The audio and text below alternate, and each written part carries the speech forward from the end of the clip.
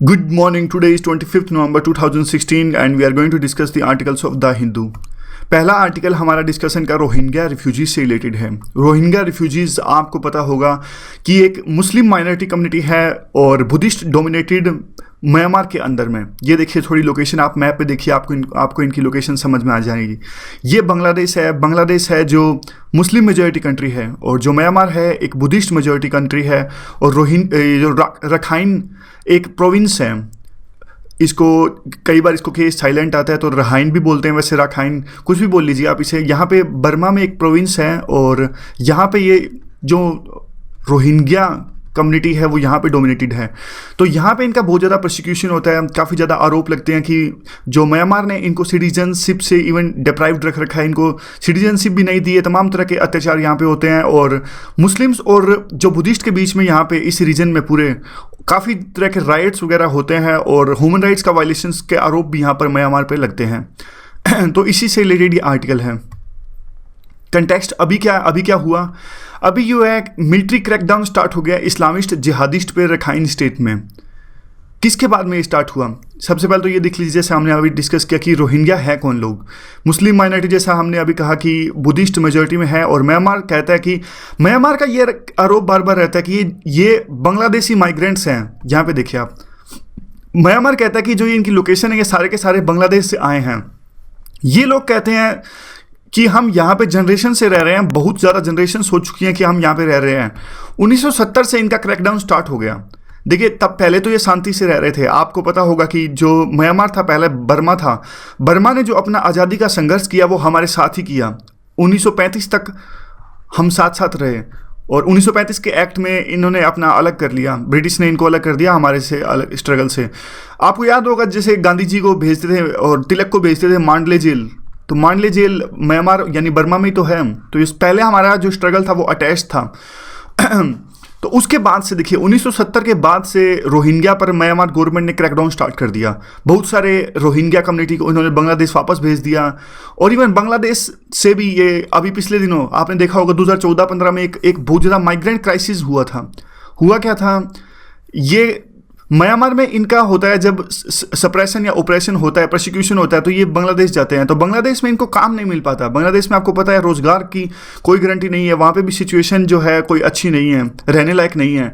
तो ये क्या जाता है, रोहिंग्या जो कम्युनिटी है ज़्यादातर ये थाईलैंड, मलेशिया, इंडोनेशिया आपको पता होगा यहाँ भी बहुत ज़्यादा मुस्लिम्स हैं। इवन इंडोनेशिया तो सेकेंड लार्जेस्ट या थर्ड लार्जेस्ट, कुछ शायद फर्स्ट लार्जेस्ट भी हो गया अब तक। सबसे ज़्यादा मुस्लिम्स यहीं है, यानी जनसंख्या मुस्लिम्स की बहुत ज़्यादा है यहाँ पे।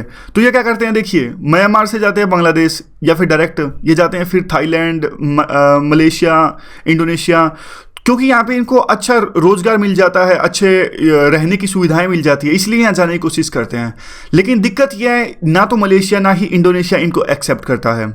तो एक पिछले 2014-15 की बात है, ये 2015 मान लीजिए आप, वहाँ एक बहुत ज़्यादा माइग्रेंट क्राइसिस पैदा हो गए थे, क्योंकि मलेशिया, इंडोनेशिया इनको एक्सेप्ट कर नहीं रहा था, और ये वहाँ से चल पड़े थे। तो एक ये बीच में समुद्र में अटक गए थे, जैसे मेडिटेरियन में जो सीरिया से और जो इराक से जो मुस्लिम्स रिफ्यूजीज जा रहे हैं यूरोप की तरफ, वैसे ही यहाँ से इंडोनेशिया, मलेशिया में जा रहे थे, और ये इनको एक्सेप्ट नहीं कर रहे थे। तो सी में रह गए थे, तो काफ़ी मात्रा में ये कुछ तो मर गए थे, और कुछ हिसाब से इस हिसाब से माइग्रेंट क्राइसिस पैदा हो गए। तो देखिए अब दोबारा आर्टिकल की तरफ आते हैं। जनरेशन से रह रहे हैं वो कहते हैं, और इनको सिटीजन से डिप्राइव कर दिया गया। राइट्स होते हैं तो भी इन पे स्टेट होता है एक पक्षपात रवैया अपनाता है, और इन्हीं को अरेस्ट करता है, इन्हीं को प्रोसिक्यूट करता है, और सभी पार्टीज़ हैं इसी के अगेंस्ट हैं। यानी अभी सू कई, जो हम आगे भी डिस्कस करेंगे, वो जीत के आई, वो भी इनके खिलाफ हो रहे अत्याचार पर कुछ भी नहीं बोलती हैं। और बस ऐसा भी कहा जाता है कि ये वर्ल्ड की मोस्ट प्रोसिक्यूटेड कम्युनिटी है, मतलब सबसे ज़्यादा जिनको ओप्रेस किया गया, सप्रेस किया गया, ऐसी कम्युनिटी ये है रोहिंग्या, और जिनके रिगार्डिंग किसी ने इतनी ज़्यादा आवाज़ भी नहीं उठाई है। अब क्या हुआ है, अब क्यों मिलिट्री क्रैकडाउन चल रहा है इन पर आरोप लगा है कि इनके जो मिलिटेंट्स हैं इन पर आरोप लगा है कि इन्होंने म्यांमार आर्मी की 3 बॉर्डर पोस्ट पर अटैक किया। उसके बाद से ह्यूमन राइट्स का वायलेशन जारी है। आर्मी ने क्रैकडाउन स्टार्ट किया हुआ है। अभी तक 130 लोग मारे जा चुके हैं, कई बिल्डिंग्स जलाई जा चुकी हैं, और 3000 लोग डिस्प्लेस कर दिए गए हैं, मतलब धक्के से भगा दिए गए हैं, या फिर वो क्रैकडाउन से डर कर भाग गए हैं। दोनों चीज़ें हैं, और इवन जो भाग रहे हैं उनको भी गोली मारा जा रहा है। तो बहुत ज़्यादा ह्यूमन राइट्स का वायलेशंस वहाँ पे म्यांमार में अभी हो रहा है। और इससे भी ज़्यादा ट्रबल देखिए, साइलेंस ऑफ सूकी। सूकी तो एक माना जाता था कि जुंटा के खिलाफ में वहाँ पे जो मिलिट्री का, म्यांमार में जुंटा गवर्नमेंट थी यानी मिलिट्री की गवर्नमेंट थी, मिलिट्री के खिलाफ में इन्होंने एक लंबा संघर्ष किया सूकी ने। इसके लिए इनको नोबेल प्राइज़ भी मिला, नोबेल पीस प्राइज़। तो कम से कम इनको तो जो अभी डिफेक्टो रूलर हैं, यानी देखिए अभी क्या है, अभी म्यांमार में क्या है, इन्हीं की गवर्नमेंट है, लेकिन एक क्लास, पुराना कॉन्स्टिट्यूशन में एक क्लास था कि जिनके स्पाउसेस फॉरेन में हैं या फिर जिनके बच्चे फॉरेनर हैं वो प्रेसिडेंट नहीं बन सकते। यानी सूकी के जो हस्बैंड थे जिनकी अभी डेथ हो चुकी है वो ब्रिटिश सिटीजनशिप उनके पास थी और इनके बच्चों की भी सिटीजनशिप है जो ब्रिटिश है, इसलिए ये प्रेसिडेंट तो नहीं बन सकी लेकिन ये फॉरेन मिनिस्टर हैं। लेकिन पावर सारी की सारी इन्हीं के हाथ में है, सारी की सारी पावर यही इन्हीं के हाथ में, यानी डिफेक्टो रूलर हो गई है सूकी। तो इनसे तो काफ़ी एक्सपेक्टेशंस हैं कि कम से कम आप तो बोलिए, आप तो एक एपिटोम थी ह्यूमन राइट्स वायलेशंस का, आप पे भी हुए थे, आपको पीस प्राइज़ भी हुआ, तो आपको तो आवाज़ उठानी चाहिए, लेकिन ऐसा हुआ नहीं। इनका जो अभी फिलहाल का रूल है, ना तो ये इंटरनल सिक्योरिटी इंश्योर कर पाया, ना ही ह्यूमनिटेरियन क्राइसिस को रोक पाया, और अभी भी ऑपरेशन है वो पहले की तरह जारी है और आर्मी और भी ज़्यादा पावरफुल होकर उभरी है। देखिए आर्मी के पास में ये सारी मिनिस्ट्रीज़ हैं वहाँ पर, security ministry, defence ministry, border ministry. सूकी एक तरह से अपनी पावर को एसेट नहीं कर पाई हैं, तो ये उनकी रिस्पॉन्सिबिलिटी बनती है जो ऑपरेशन हो रहा है या रिप्रेशन हो रहा है रोहिंग्यास पर, उनको रोके। ना सिर्फ उनकी, ये पूरी वर्ल्ड की रिस्पॉन्सिबिलिटी बनती है कि जो ये मोस्ट परसिक्यूटेड कम्युनिटी है रोहिंग्यास, इनके खिलाफ अत्याचार हो रहे पर आवाज़ उठाई जाए और इसे रोका जाए म्यांमार पर प्रेशर डालकर। तो ये सारा आर्टिकल था। जो आर्टिकल हमने डिस्कस किया ये नीचे वाला आर्टिकल था शायद, ऊपर वाला आर्टिकल तो बाई इलेक्शन पर है, जो अभी 3, 4, 6, 7 कंस्टिट्यूएंसी में बाई इलेक्शन हुआ है। और बाई इलेक्शन है, चुनाव के नतीजे किसी काम के नहीं है, यूपीएससी में कोई काम के नहीं है, कोई भूल जाएगा कल, कोई याद भी नहीं रखेगा कोई। अगला जो आर्टिकल है जीन ड्रीज का आर्टिकल है। ये जीन ड्रीज एक लेफ्टिस्ट आइडियोलॉजी से बिलोंग करते हैं। कश्मीर पर इन्होंने आर्टिकल लिखा है जिसका नाम है the new abnormal in Kashmir. New abnormal, ये सेम ऐसा आर्टिकल आया था एम के नारायणन ने, हमने डिस्कस भी किया था एम के नारायणन का वो आर्टिकल। तो देखिए अभी जो इनका आर्टिकल है ये कुछ नए पॉइंट्स लिखने लायक तो नहीं है, लेकिन हम डिस्कस कर लेते हैं क्या इन्होंने कहा है। ऐसा कुछ नहीं है कि नोट करने लायक कुछ हो और ऐसा कुछ जो इन्होंने बताया हमें ना पता हो। थोड़े वर्ड्स की बात है, थोड़ी सिचुएशन की बात है, तो क्या कह रहे हैं हम डिस्कस कर लेते हैं। ये कहते हैं कि 16 साल के अंतराल के बाद मैं कश्मीर में गया और 2000 में सिचुएशन, जब ये 2000 में गए कश्मीर में, तब सिचुएशन ऐसी थी कि एक इंटेंस पॉपुलर एस्पायरेशंस फॉर आज़ादी वहाँ पर उभर कर आ रही थी। उस टाइम पर लोग कहते थे कि आर्मी जो है एक ऑक्यूपाइंग फोर्स है और controls, crackdown, searches, arrest, beatings, tortures, pellet guns, इन सब से तंग आ गए थे वहाँ के लोग 2000 में जब ये वहाँ पर गए। ऐसा इनका कहना है। देखिए जो भी ये बात कहेंगे यही कहेंगे, मतलब मैं अपना ओपिनियन इसमें बिल्कुल भी नहीं दूंगा। और गो इंडिया गो बैक के नारे लोग लगा रहे थे जब 2000 की सिचुएशन थी, लेकिन अब कहते हैं कि 2016 में सिचुएशन और भी ज़्यादा इंटेंस हो चुकी है, और भी ज़्यादा गंभीर हो चुकी है। ये कहते हैं अभी एक तरह से शटडाउन है, इंडियन मीडिया जिसे नाम देती है शटडाउन। लेकिन कौन सा शटडाउन, कैसा शटडाउन, ये पूरा एम्बिगुअस टर्म है। फिर ये इसे एक्सप्लेन करते हैं। शटडाउन है पूरी की पूरी मार्केट का बंद रहना। बुरहान वनी जो एक मिलिटेंट थे, आतंकवादी, जिसका एनकाउंटर इंडियन आर्मी ने किया था, उसके बाद में पूरे कश्मीर में एक तरह का शटडाउन है। लोग, ट्रेडर्स, बिजनेसमैन और जो सर्विस प्रोवाइडर्स है, सभी अपनी अपनी दुकानें बंद रखते हैं। और यह कोई फोर्स नहीं है, कोई कोर्जन नहीं है, किसी तरह की फोर्स नहीं, वो अपने आप से, उनको लगता है कि हमारे खिलाफ कुछ गलत हो रहा है, इसीलिए वो दुकानें बंद रखते हैं। और ये कहते हैं कि देखिए जब भी कोई स्ट्राइक होती है, स्ट्राइक मान लीजिए या फिर ट्रैफिक मान लीजिए, वहाँ बिल्कुल भी ट्रैफिक नहीं है, तो जब भी एक स्ट्राइक होती है तो लोग अपनी कारें सड़कों पर क्यों नहीं ले जाते? क्योंकि उनको डर लगता है कि अगर स्ट्राइक है, अगर कारें सड़कों पर ले जाएंगे तो हो सकता है शीशा टूट जाए, कोई पत्थर मार दे। लेकिन ये कहते हैं वहाँ पे सिचुएशन बिल्कुल अलग है। वहाँ पे लोग अपने आप से कारें नहीं ले जाते, उनको लगता है कि ये प्रोटेस्ट का तरीका है, यही पीसफुल प्रोटेस्ट का तरीका है। तो काफ़ी पॉपुलर अपराइजिंग ये कह रहे हैं। ये उसके बाद कहते हैं कि बाकायदा एक प्रोटेस्ट का कैलेंडर निकलता है। प्रोटेस्ट के कैलेंडर, यानी जो सेपरेटिस्ट होते हैं प्रोटेस्ट कैलेंडर निकालते हैं, उसमें ये काफ़ी बातें कहते हैं, जैसे कि आप रोड्स को ऑक्यूपाई कीजिए, फ्रीडम मार्चेस निकालिए डिस्ट्रिक्ट हेडक्वार्टर्स की तरफ से, यूएन का जो ऑफिस है वहाँ पर कन्वर्ज हुई है, और जो लोग पैलेट्स गन में घायल हुए हैं उनको विजिट कीजिए। इस तरह की बातें पैलेट गन्स में जो इनका कैलेंडर निकलता है वीकली, उनमें कही जाती हैं। उसके अलावा और भी बहुत सारी, जैसे कि आप वॉल पेंटिंग बनाइए, लेटर सेंड कीजिए आर्म फोर्सेस को, और कन्वेंशंस होल्ड कीजिए सेल्फ डिटर्मिनेशन के लिए, और बैनर और प्लेस कार्ड्स ये दिखाइए और कहिए कि we want freedom and more. इस तरह की चीज़ें सेपरेटिस्ट कहते हैं अपने वीकली कैलेंडर में। उसके बाद में क्या है उसके बाद में ये है कि देखिए जो मीरवाइज जो फारूक हैं, ये सेपरेटिस्ट हैं, ये कहते हैं, जिनका नाम है मीरवाइज उमर फारूक, ये कहते हैं कि देखिए हमारे खिलाफ में एक माइटी फोर्स ने वार छेड़ा हुआ है और हमारे पास, हम तो वीक हैं, हमारे पास कोई और तरीका भी नहीं है पीसफुल प्रोटेस्ट करने का। और जो हमारा ये प्रोटेस्ट है, कैलेंडर है, ये हमारी कोलेक्टिव वॉइस को दर्शाता है। तो इस तरह की बात ये कह रहे हैं। देखिए जो एंटी इंडिया का प्रोटेस्ट है वो पीसफुल हो या फिर वायलेंट हो, वो पूरी तरह से बैन है कश्मीर में। और काफ़ी तरह से लॉज जैसे कि ओस्पा मान लीजिए आप, ये तो सेंट्रल गवर्नमेंट का है, स्टेट गवर्नमेंट का भी एक पब्लिक सेफ्टी एक्ट है। इस तरह के जो एक्ट हैं या फिर कानून हैं, ये पूर्णतया इन्होंने बैन किया हुआ है एंटी इंडिया प्रोटेस्ट को कश्मीर के अंदर में, चाहे वो शांतिपूर्वक प्रोटेस्ट हो या फिर वो वायलेंट प्रोटेस्ट हो। वायलेंट तो डेफिनेटली होगा ही। फिर उसके बाद में ये कहते हैं कि सारी तरह की असेंबलीज, मार्चेस, ग्राफिटी, पैम्पलेट्स और इवन साइलेंट विजिल, सब तरह प्रोटेस्ट है। उसके बाद में कहते हैं कि सिविल लिबर्टीज़ का किस तरह से हनन हो रहा है वहाँ पर। स्टूडेंट की पॉलिटिक्स है वो बैन है। यूएन ह्यूमन राइट्स काउंसिल की टीम को कश्मीर में एंटर नहीं किया दिया जाता। और जो लोकल ह्यूमन राइट्स एक्टिविस्ट हैं जैसे कि खुर्राम परवेज़ और इस तरह के, इनको भी काफ़ी यू कैन से रोका जाता है काम करने से और इनको आज़ादी नहीं है वहाँ पर। फिर वो कहते हैं कि जैसे कि एग्जांपल देते हैं, कश्मीर रीडर जो एक कश्मीर का न्यूज़पेपर है उसे हाल फिलहाल में इंडिया ने बैन कर दिया। और कश्मीर के एक एडिटर कहते हैं कि कश्मीर अब एक ओपन जेल बनता जा रहा है, यानी कुछ भी लिबर्टीज़ यहाँ पर नहीं है, एक ओपन जेल का रूप धारण कश्मीर करता जा रहा है।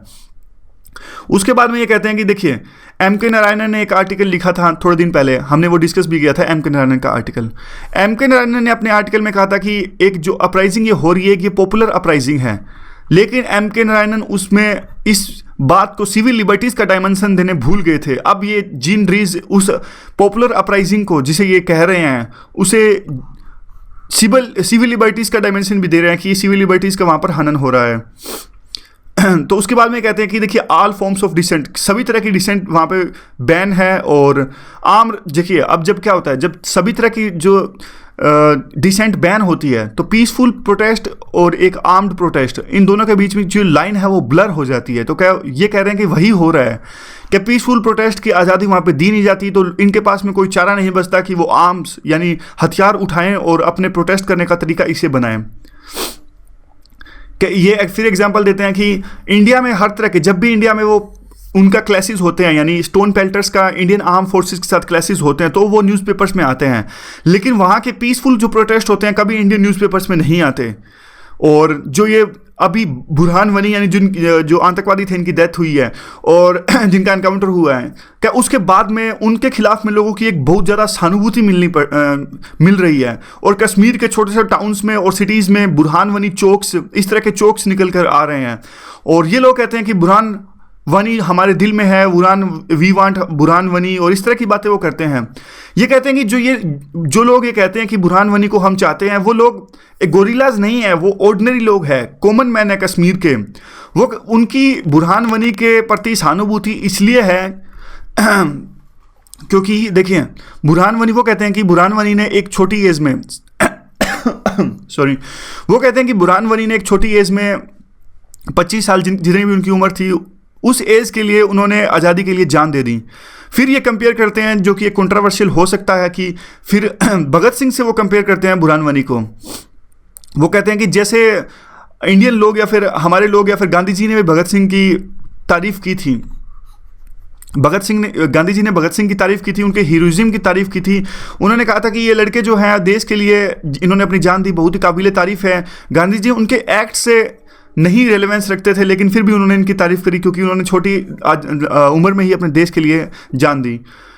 उसके बाद में कहते हैं कि फ़र्क ये है, ये कहते हैं कि देखिए कश्मीर के लोगों को पता है कि इससे कुछ मिलने वाला है नहीं, आज़ादी नियर अबाउट टाइम में नहीं मिलेगी। फिर ये कहते हैं कि अगर इंडिया का जो रिप्रेशन इसी तरह से जारी रहा, क्योंकि देखिए ये प्रोटेस्ट 2010 में भी हुए थे। 2010 में गवर्नमेंट एक लेवल के बाद में उन्होंने अपना हैंड एक्सटेंड किया था बातचीत के लिए सेपरेटिस्ट से और सभी स्टेक होल्डर्स से।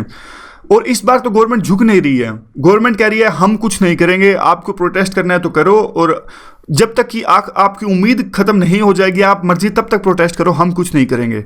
फिर जीन ड्रीस कहते हैं कि इससे होगा क्या, इससे तो वो एक एलियनेशन आ जाएगा उनमें और भी ज़्यादा, जो कंसिस्टेंट रिप्रेशन इंडियन फोर्सेस द्वारा है उससे एक लेवल के बाद में और भी ज़्यादा एलियनेशन आ जाएगा। और ये जो शेयर्ड प्रोसिक्यूशन है इन सब कश्मीरीज को यूनाइट करता है। और देखिए ये कहते हैं कि अंत में जो सॉल्यूशन निकलता है वही बातचीत का ही निकलता है। अटल बिहारी वाजपेयी ने भी बातचीत का सॉल्यूशन निकाला और एक तरह से वहाँ पे बातचीत का समाधान निकला, और अभी भी गवर्नमेंट को लास्ट में करनी तो बातचीत ही पड़ेगी। और फिर ये कहते हैं कि जो पब्लिक ओपिनियन है इंडिया में वो भी कन्फॉर्मिस्ट है, यानी कोई भी कश्मीर में हो रहे रिप्रेशन के खिलाफ नहीं बोलना चाहता। Even opposition parties, civil society, social movements have remained silent on Kashmir. और उसके बाद में ये कहते हैं कि कुलदीप नैयर जो एक फेमस बड़े जर्नलिस्ट हैं, उन्होंने कहा था कि एक बार जब भी कश्मीर की बात आती है तो इंडिया के जो सिविल सोसाइटी या फिर लोग हैं उनकी जो कंसाइंस है वो जवाब दे जाती है, यानी काम नहीं करती।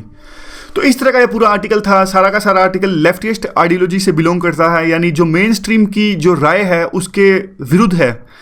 यानी ये कहते हैं कि कोई पाकिस्तान का स्पोर्ट कम है, वो लोकल स्पोर्ट है, और मेन स्ट्रीम जो हमें लिखना है पेपर में, हमें देखिए दोनों बातें लिखनी है, हमें एकदम एक्सट्रीम नहीं जाना जो यूपीएससी में लिखना है। जो बिल्कुल सच है, जो आइडियोलॉजी है कश्मीर की फ़िलहाल, वो पाकिस्तान से प्रभावित है, पाकिस्तान के अल्ट्रा से प्रभावित है। पाकिस्तान सपोर्ट करता है और ये बात बिल्कुल सच है। ये इंटेलिजेंस एजेंसीज की पूरी रिपोर्ट है, पूरे सबूत हैं कि 500 रुपये पत्थर मारने के मिलते हैं। तो हमें बिल्कुल एक्सट्रीम स्टैंड जो इन्होंने आर्टिकल में लिखा है बिल्कुल भी नहीं लेना। ऐसा स्टैंड लिखेंगे तो बहुत गलत हो जाएगा यूपीएससी में और इंटरव्यू में भी। जो इन्होंने बोला है वो इंटरव्यू में भी यूज़ नहीं करना, लेकिन आपको पता होना चाहिए। एक आर्टिकल सिर्फ इसलिए डिस्कस करने के लिए था, इसलिए कुछ भी नोट्स नहीं लिखे हैं, क्योंकि यूज़ ही नहीं करना इनकी इस तरह की बातों को, तो फिर नोट्स बनाने का फ़ायदा क्या। अगला जो आर्टिकल है वो देख लेते हैं। मार्केस जो अभी ट्रीटी हुई थी COP 22 2016, उनके बैकग्राउंड आपको पता ही होगा। देखिए बैकग्राउंड यही है, 2015 में COP 21 में पेरिस में एक एग्रीमेंट हुआ जहां कहा था कि इंडस्ट्रियल लेवल के 2 डिग्री सेल्सियस से हमें कम रखना है, और एस्पायरेशंस तो 1.5 डिग्री की है। 1.5 डिग्री तो आप भूल ही जाइए।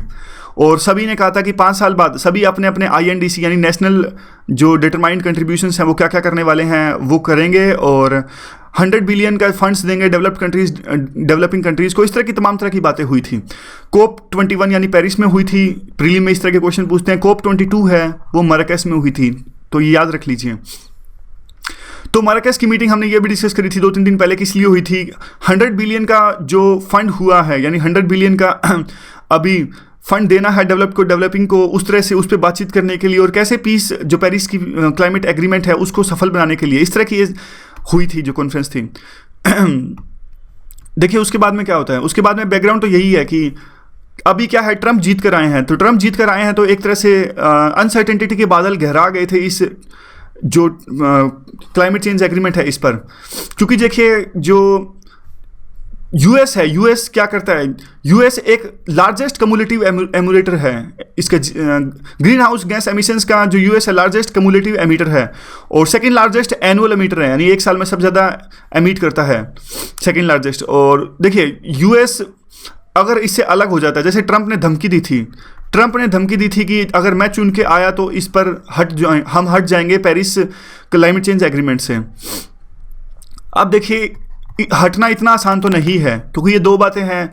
हट तो नहीं सकते क्योंकि प्रेशर रहेगा, पूरा इंटरनेशनल प्रेशर रहेगा, डोमेस्टिक प्रेशर भी रहेगा, और हट जाएंगे तो थोड़ी दिक्कत भी होगी। क्योंकि ये जैसा अभी हमने डिस्कस किया कि ग्रीन हाउस गैसेस बहुत ज़्यादा डिक्लेयर करता है। अगर यूएस यहाँ से हट गया तो एक जो एग्रीमेंट था उसका रेलेवेंस थोड़ा कम हो जाएगा, क्योंकि हमें बहुत मुश्किल टारगेट्स हासिल कर लें, जैसे 2 डिग्री सेल्सियस 1.5 डिग्री सेल्सियस की एस्पायरेशंस हैं।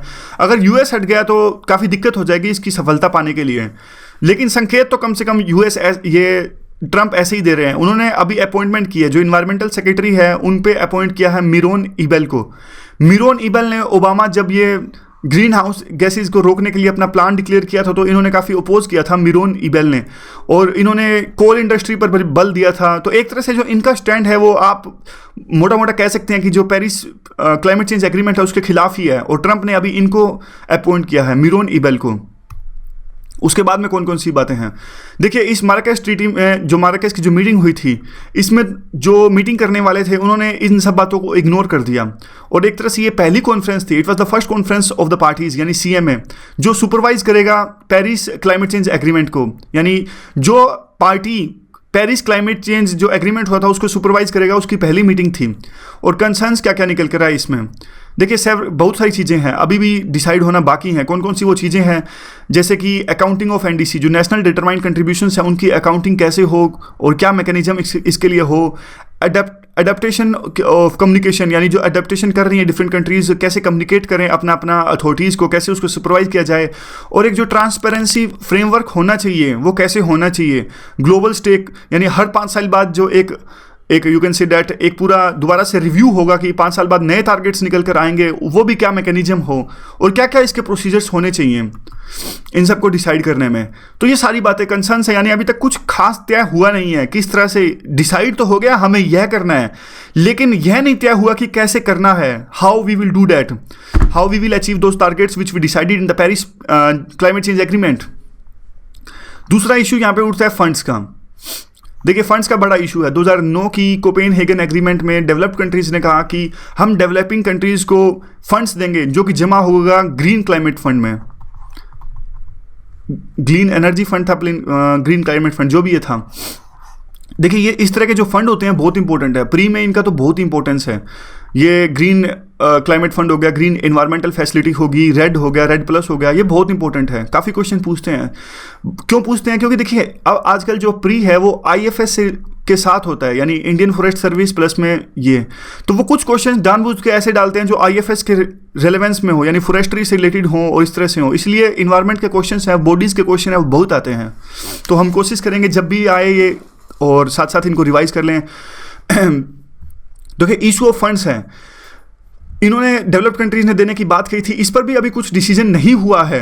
यानी वो फंड्स कौन देगा, डेवलप्ड कंट्रीज की गवर्नमेंट देगी या उनकी प्राइवेट कंपनीज देंगी, कौन देगा और कैसे उसको टैकल किया जाएगा, क्या मैकेनिज्म होगा।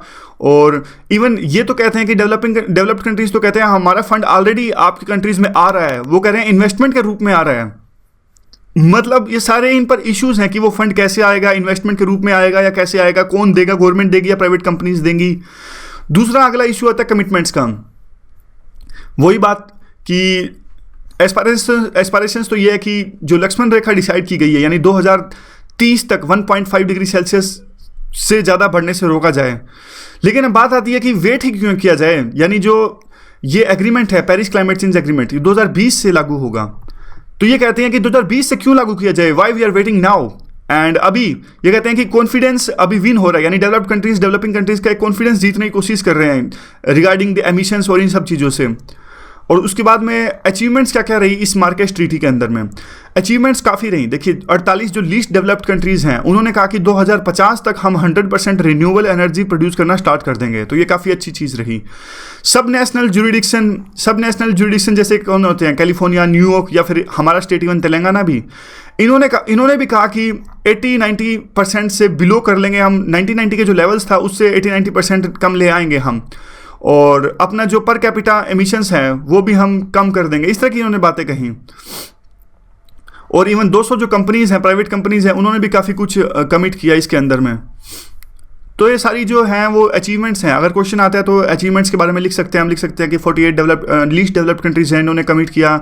सब नेशनल जुरिडिक्शन जो है कैलिफोर्निया, न्यूयॉर्क, इन जैसे प्रोविंसेस ने कमिट किया, 200 कंपनीज़ ने कमिट किया। और इसके अलावा क्या हुआ, उसके अलावा एक अदर फैक्टर ये भी रहा, जो मैकेनिज्म है लॉस एंड डैमेज का, उस पर भी एक डिसीजन हुआ। और द फ्रेमवर्क 5 साल का वर्किंग प्लान है, उसको कैसे किया जाए, इस पर भी एक चर्चा हुई। अब बात देखिए, क्वेश्चन लास्ट में यही उठता है कि पहले से यह चल रहा है कि इवन 2 डिग्री सेल्सियस भी हम शायद कम करने में सफल ना हो पाए, यानी जो हम बात कर रहे हैं कि 1.5 डिग्री सेल्सियस हम कर पा जाएंगे, वो तो देखिए बिल्कुल असंभव सा है। इवन 2 डिग्री सेल्सियस को भी हम कम नहीं कर पाएंगे, इससे कम इंडस्ट्रियल लेवल से। लेकिन उसके बाद में जो ट्रंप हैं वो कहते हैं कि मैं आऊँगा तो ट्रीटी बंद कर दूंगा, तो उसके बाद में तो सिचुएशन बिल्कुल ही ख़राब हो जाएगी। ट्रीटी तो चलती रहेगी देखिए, लेकिन अगर यूएस निकल गया तो बहुत ज़्यादा एमिशंस वो करेगा, फिर वो इतना फ़ायदा हो नहीं पाएगा, यानी सक्सेस मिलेगी इस ट्रीटी को वो कहना मुश्किल है। अपना टारगेट्स नहीं अचीव कर पाएंगे अगर यूएस हट गया तो ये सारा आर्टिकल था। उसके बाद में कौन सा आता है उसके बाद में ये देख लेते हैं हम। अभी हमने जो डिस्कस किया मार्कस ट्रीटी का आर्टिकल ये था। ये आर्टिकल ममता बनर्जी से रिलेटेड है, तो पॉलिटिक्स से रिलेटेड आर्टिकल कोई काम का नहीं है। ये रिफ्यूजी से रिलेटेड आर्टिकल है, तो कुछ पॉइंट्स इसके इंपॉर्टेंट हैं वो हम डिस्कस कर लेते हैं। कौन से इसके पॉइंट्स इंपॉर्टेंट हैं। कंटेक्स्ट क्या है। कंटेक्स्ट ये देखिए, बलूचिस्तान में बहुत ज़्यादा ह्यूमन राइट्स का वायलेशंस होता है और ये इशू अभी सुर्खियों में था, तो वहाँ से असाइलम की बात आती है। यानी उनके जो एक लीडर है उन्होंने हमारे देश से असाइलम मांगा है और इस बात पर अभी इंडिया ने डिसाइड नहीं किया बुगती, यानी जो बलूच लीडर हैं उनको असाइलम दिया जाए या नहीं दिया जाए। उसके बाद में ट्रंप कहते हैं कि जो रिफ्यूजीज होते हैं वो मैं नहीं आने दूंगा और एक दीवार खड़ी कर दूंगा मैं बीच में मैक्सिको और यूएस के बीच में। तो उसी कंटेक्स्ट यही है। तो आजकल ये इशू सुर्खियों पर है। इसी पर वरुण गांधी जो एक बीजेपी के एमपी हैं उन्होंने एक आर्टिकल लिखा है, केस स्टडी। सबसे पहले तो एक चकमा रिफ्यूजीज़ की बात करते हैं। ये चकमा रिफ्यूजीज़ पे ये कहते हैं कि देखिए ये वो लोग हैं जब इंडिया और पाकिस्तान का विभाजन चल रहा था 1947 में, तो ये जो त्रिपुरा, मिजोरम और यहाँ पे एक थिकली फॉरेस्टेड एरिया है, जब इनको डिसाइड करने की बात आई तो रेड क्लिफ या माउंट बेटेन उस टाइम पर जो थे रेड क्लिफ जिन्होंने डिसीजन दिया था सारा का सारा, और माउंट बेटेन उस टाइम पर वाइसरॉय थे, उन्होंने डिसाइड किया कि जो सारे एरिया था चकमा से रिलेटेड, त्रिपुरा और मिजोरम के पास जो फॉरेस्टेड एरिया है इसको पाकिस्तान को दे दिया जाए। और वहाँ पे देखिए उस टाइम पे क्या था, वो एरिया एक बुद्धिस्ट डोमिनेटेड एरिया था, इसको पाकिस्तान को दे दिया जाए क्योंकि देखिए इनकी जो एक्सेस है वो इंडिया की तरफ काफ़ी कम है। यानी वो पाकिस्तान से रिलेटेड एरिया से आसानी से अपनी फैसिलिटीज़ अवेल कर सकते हैं और आसानी से चिटगांव तक जा सकते हैं। लेकिन हुआ क्या, ये चकमा रिफ्यूजीज़ जो उस टाइम पे 40,000 के आसपास थे, इनका एक तरह से परसिक्यूशन स्टार्ट हो गया पाकिस्तान के अंदर। आपको पता ही है काफ़ी तरह से इन पर ह्यूमन राइट्स का वायलेशंस हुआ इन ट्राइब्स पर। और ये क्या हुआ है, उसके बाद में ये ट्राइब्स इंडिया में आने स्टार्ट हुए, यानी वहाँ पर इन पर अत्याचार हुआ तो इंडिया में आने स्टार्ट हो गए और जगह जगह पर ये बसे। देखिए ये अरुणाचल प्रदेश में, ये मैप देखिए आप, अरुणाचल प्रदेश के इस लोकेशन में ये बहुत बसे। तो उसके बाद में क्या हुआ, उसके बाद में यहाँ भी एक तरह से कन्फ्लिक्ट्स होना स्टार्ट हो गया इंडिया के अंदर भी, और असम में भी तमाम तरह के कन्फ्लिक्ट्स हुए जहाँ जहाँ ये बसे थे। उसके बाद में हाल फिलहाल कुछ साल पहले एक सुप्रीम कोर्ट का ऑर्डर आया। सुप्रीम कोर्ट ने कहा कि आप इनको, स्टेट गवर्नमेंट और सेंट्रल गवर्नमेंट को, दोनों को कहा कि आप इन पर हो रहे अत्याचार को रोकिए और इनको राइट्स प्रोवाइड कीजिए। उसके बाद एक और ऑर्डर आया, उसके बाद में इनको सिटीजनशिप देने की बात हुई। तो देखिए कम से कम हमारा स्टेट तो इनके साथ में है, क्योंकि हमारी जो ईथोस हैं, वैल्यूज़ हैं, वो रिफ्यूजीज़ के हमेशा साथ कहती हैं। यानी जो हमारी पुराने, जिस पर हमारा आज़ादी का संघर्ष हुआ था, वासुदेव कुटुम्बुम, पूरा हम ऐसी बातें करते हैं, तो हमारी ईथोस हैं वो इनके साथ हैं। तो इस तरह से चकमा की केस स्टडी है ये, कैसे चकमा का प्रोसिक्यूशन हुआ और कैसे हमने इनको थोड़े थोड़े राइट्स दिए और कैसे कन्फ्लिक्ट्स पैदा हुए सॉरी। उसके बाद में एक और केस स्टडी की बात ये करते हैं रोहिंग्यास की। रोहिंग्यास जो हमने पहले आर्टिकल में अभी डिस्कस भी किया था, रोहिंग्यास पर भी रोहिंग्यास पर भी काफ़ी अत्याचार हुआ। रोहिंग्यास पर अत्याचार हुए तो काफ़ी सारे रोहिंग्यास इंडिया में भी आए। इंडिया में काफ़ी, जैसे दिल्ली में भी काफ़ी लोकेशंस हैं, जैसे कि जे कॉलोनी, कलंदी कुंज, दिल्ली के जो इलाके हैं वहाँ भी रोहिंग्यास रहते हैं। इवन जो हरियाणा का मेवात का इलाका है वहाँ भी रोहिंग्यास काफ़ी रहते हैं।